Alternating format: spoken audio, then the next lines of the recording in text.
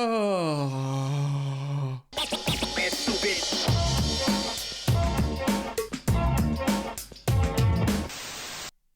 Hello mate, how's it going? Welcome back to the channel Football Therapy with me, your host Yen.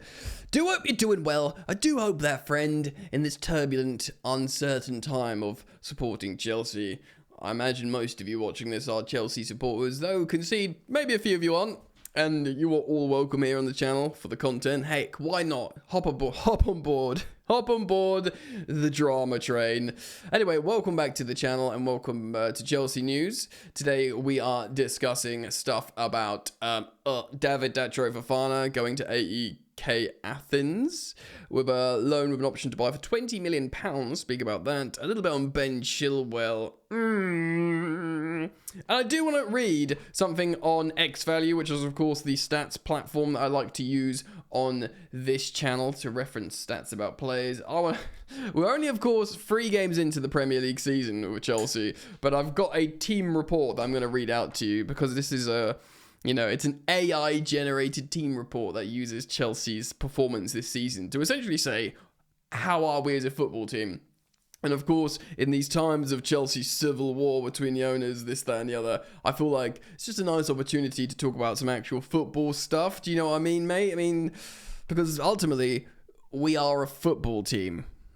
And yes, I will continue to cover the big stories and the civil war. Yes, I've still got that spot on my head. But, if we can talk a bit about football, let's do that, eh? I might reference a few bits about the owners at the end, depending on how we get on. So thank you for joining me. As always, I really do appreciate your support. Really, really amazing amount of subscribers here on the channel now. Nearly 190,000, which is incredible, really. I'm so grateful for your support. If you are a returning visitor, viewer to the channel, and you're yet to subscribe, hey, why not do it? Hey, if you subscribe, hit the bell. All right, let's get into it. Okay, Chelsea, what we doing? What we saying, eh? Well, Fabrizio Romano has tweeted this, or posted this on X. Datro Fofana leaves Chelsea to join AEK Athens on loan. It's a loan deal and the agreement has been reached. It also includes a buy option, so it's not an obligation, it's not mandatory, it's a buy option, and this is worth £20 million. Fofana has accepted. It's paperwork time. So yeah, people forget that the Greek and Turkish windows remain open. I just want to see what Transfermarkt has listed for the amount that Chelsea spent on Datro Fofana to bring him to Chelsea. It's loading, so we'll see what happens there. Oh, here we go. Mulder to Chelsea, €7 million or 12 million euros? It says 12 million euros. What's 12 million euros in pounds? 12 euros in pounds is about 10 million pounds. So if, to be honest, if do AEK Athens have 20 million pounds? But if they like him, if he scores goals and they decide to trigger the buy option for 20 million pounds, Chelsea double their money on Datro Fofana, which in isolation would represent good business. I'm not surprised at all to see that he has agreed to this move, because clearly he's not going to be utilised in the Chelsea squad. Drogba 2.0, the Ivorian striker coming to Chelsea, that we all, not all, very few, some of us got excited about for a small amount of time. Surprise, surprise, it's not happening. And to be honest, him, David Washington, yeah, if we double our money on Datro Fofana, great. In isolation, good business, Chelsea. I don't care if Chelsea buy players and sell them for a profit. I don't. Provided that doesn't affect a core first team of players that have learned to play together, that play well together, that perform well, whether that's Gusto, whether that's Madueke, Palmer, Jackson, any of the new winger boys in, Pedro Neto, Joao Felix, and Jadon Sancho. Jesus, Jadon Sancho plays for Chelsea. I mean, in the craziness of all this, I've forgotten that Jadon Sancho is a Chelsea player. And that's nice. Let's just think about some of the football, because amidst all this ownership stuff, we do have a manager, we do have a team of footballers. Heck, love them or hate them, we've got sporting directors and a footballing hierarchy. And I don't think, you don't know, it does seem like, we'll speak about the owners maybe at the end. I'm not entirely sure. I'll see how I feel after I get past this stuff I want to speak about today. There is an agreement where they're not allowed to sell their shares for a decade, which remains 8 years, unless they sell them to each other. So it does seem like no matter what happens with the owners, the sporting directors will stay. I don't see Todd Bowley or Igbali, their respective gangs, not having the sporting directors. And I don't see it. If either comes to power, I don't see them ripping up what we see on the pitch and in the general plan. So we can at least attach ourselves to that and go, right, I like Fofana, Chilwell, I like our fullbacks, I like our midfielders, Lavia, Caicedo, Enzo. I think we've got good young attackers, we've got a good team. And you know what? I like Chelsea, I like the team, so I want to be excited about that and choose to be excited about that. And we can sort of grab on and and just be like, this is the team, this is Chelsea as far as we know it. So although it's a big story, the ownership war, this, that, and the other, and we will follow it here on the channel, just a little reminder that the team remains, the talent remains, and we can look for continuity and stability in the actual football on the pitch. Although we still don't know what's happening with Stamford Bridge, but hey, that's a story for later. Speaking about not knowing what's going to happen, Ben Chilwell, there's been stories about him from the Daily Mail. He's set to stay at Chelsea, sources have said, and he's not close to a switch to any country where the transfer window remains open. Of course, transfer window remains open in, I believe, Turkey, and of course, the Greek league with David Datro Fofana going there today, or agreeing the deal today. Yeah, to be honest, like, the only way I would have seen Ben Chilwell go somewhere with me not thinking this is really sad is if he went to Fenerbahce to play for Jose Mourinho, who are top of the league, and playing in Europa League and stuff like that. That would, for me, would have been like, all right, I can accept that. But, him going to, like, the Greek league would have been very, very sad. I did champion Chile. There's a little bit more on this as well. He had hoped to be included in last week's Conference League squad. I remember this is a Conference League squad that excluded certain players to rest them, and he, of course, wasn't included. He's literally been completely bombed out. And we can talk about that in just a second. Those closest to Ben Chilwell insist it makes no sense for him to go unused, saying it's better to place better to place your player in the shop window rather than shove him into storage and ruin your chances of recouping anything. Yeah, I tend to agree. It's very delicate because Maresca clearly takes no prisoners, and he said Chile is a lovely guy, a really nice guy, but he's been very firm from the beginning that he's just not for me. He's not. I haven't covered up the blind with this like a big blocker yet, so I've got these lines on my face. He was very like, yeah, Chile is just not for me, man. Like, I love him, nice guy, good footballer, but nah, not for me. And lots of people respect Maresca for that. They're like, damn, he wants to build a team. He's going to take no exceptions. He wants to just make Chelsea the best it can be without compromise.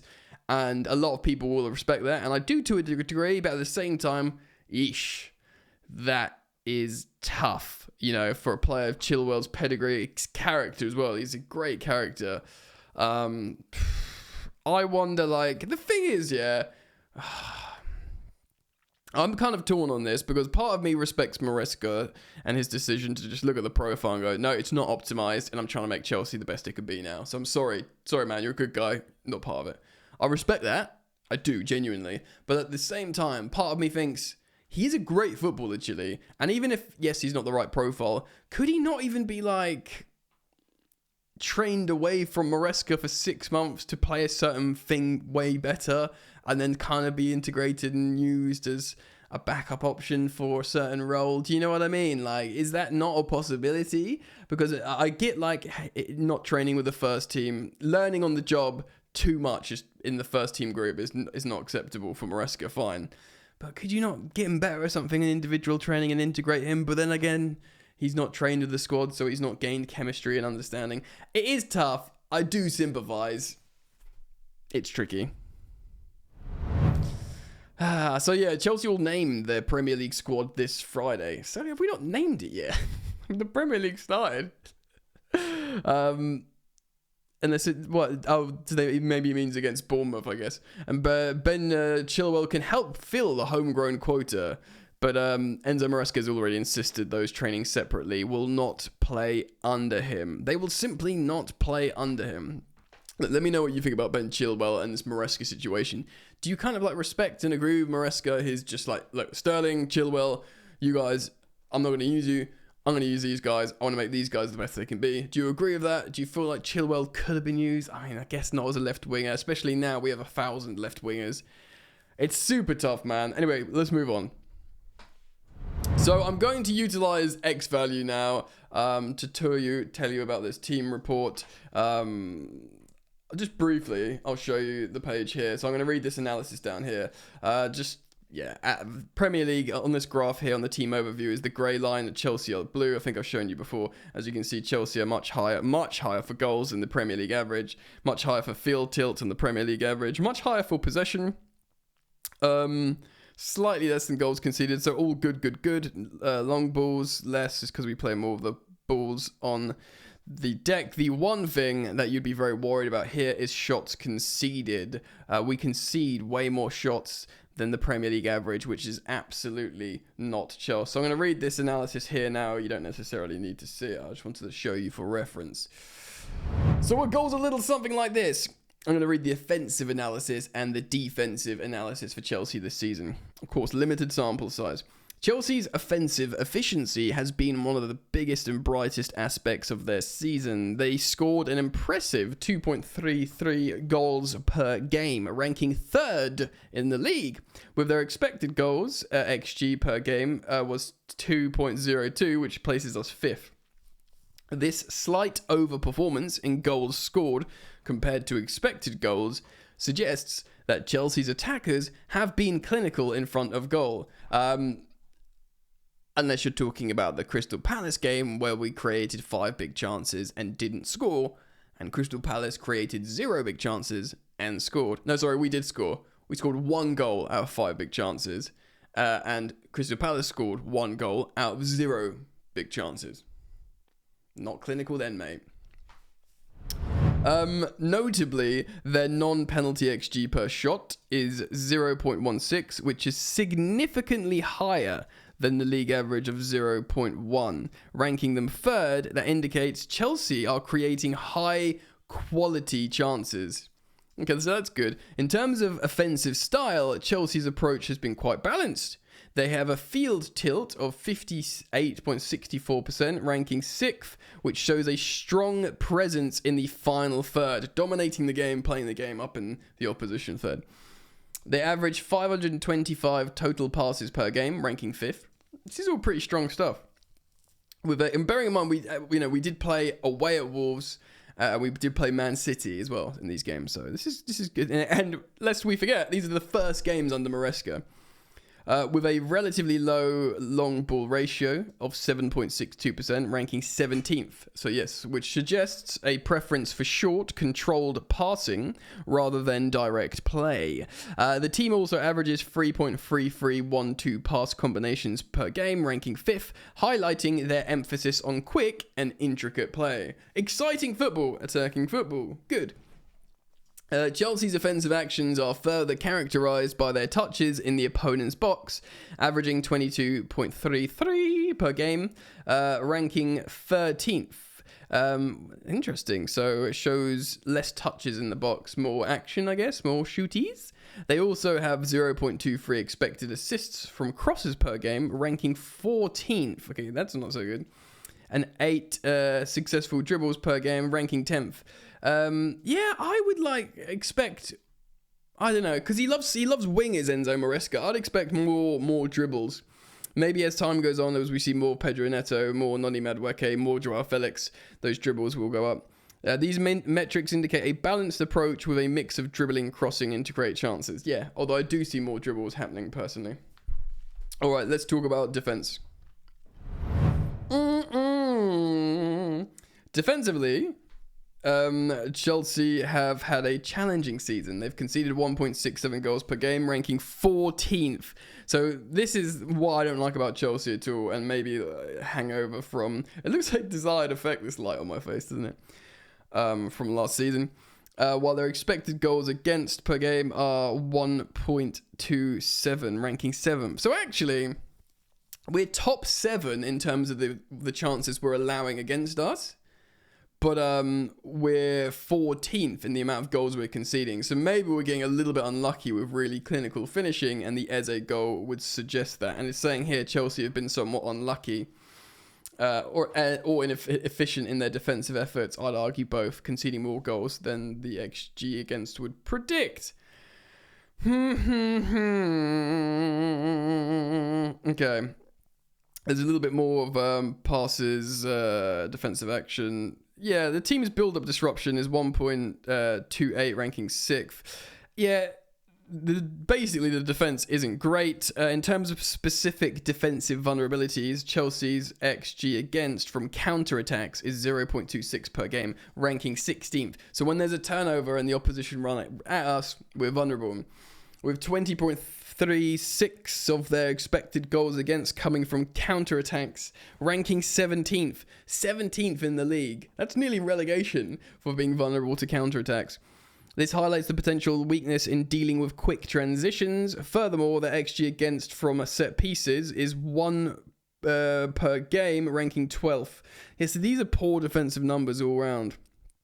Poor set pieces. XG against coming from set pieces, we're 14th as well. So we're bad at set pieces and we're bad at defending transitions. And this is basic stuff from a defensive perspective. And we brought in like set piece defending. We brought in Bernardo Cueva from Brentford, who's supposed to be the boy. Summary. In summary, Chelsea's 24th season, this season so far, again, it's limited sample size, has been marked by a strong offensive performance with high quality chance creation and clinical finishing. However, their defensive vulnerabilities, particularly in dealing with counterattacks and set pieces, like I just said, have been a significant challenge, with the team's underperformance in terms of points relative to their expected points.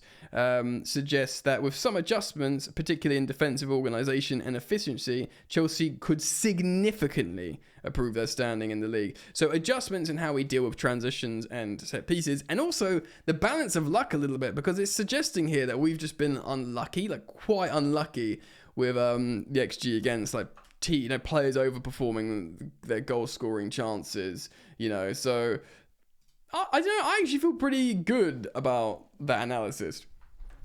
Again, considering we played against Man City, it's the beginning of Maresca's tenure, and we're waiting for things to come together.